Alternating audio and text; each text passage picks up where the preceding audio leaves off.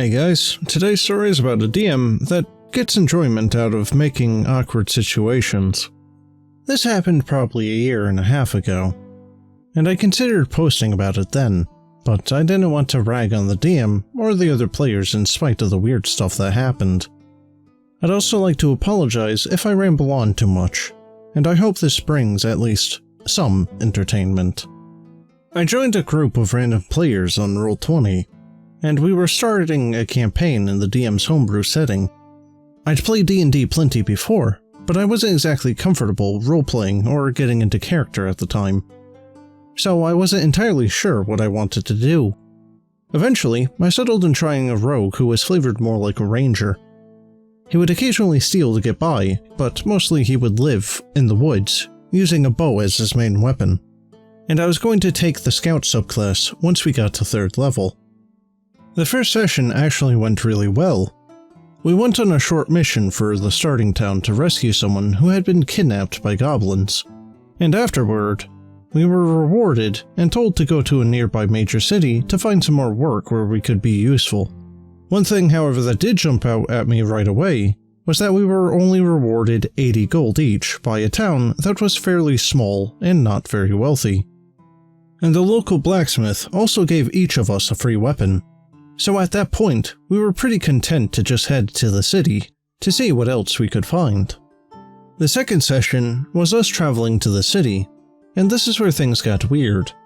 The DM told us that we would need to either scavenge for food or eat a ration for the day, and since we seemed to be in a relatively safe forest, I decided to have my woodsman rogue go hunting.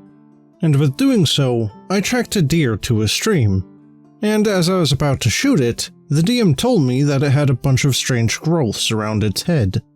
And from how the DM described it, I thought it sounded horrible, so I decided to put the deer out of its misery and look for food somewhere else. But once I shot it, the deer turned into an elf and died on the spot. And I realized that I must have accidentally just killed a druid. And since there was nothing I could do to heal him, I tried to give him a proper burial. And by this point, one of the other players, who was a Warforged cleric, had caught up to me, and instead of helping me, or attacking me, or arguing with me, or anything else, he simply sat down and proceeded to draw a photorealistic sketch of my character murdering the druid. He never tried to stop me, but he kept following me and insisting that he was going to tell everyone and turn me over to the city guard once we arrived. I felt guilty, but I wasn't about to just confess to the guards and get myself arrested in our second session, so I tried to press on. After this, I gave up on scavenging, and I just ate a ration and went back to the party. The Warforged told the party what happened, and showed all of them the drawing that he made, but no one else really seemed to care, and we continued on. Eventually, we came across a shack in the woods, and we decided to see if it was occupied, and maybe stop for the night. A pregnant elf woman answered the door, and immediately asked if we had seen her husband anywhere.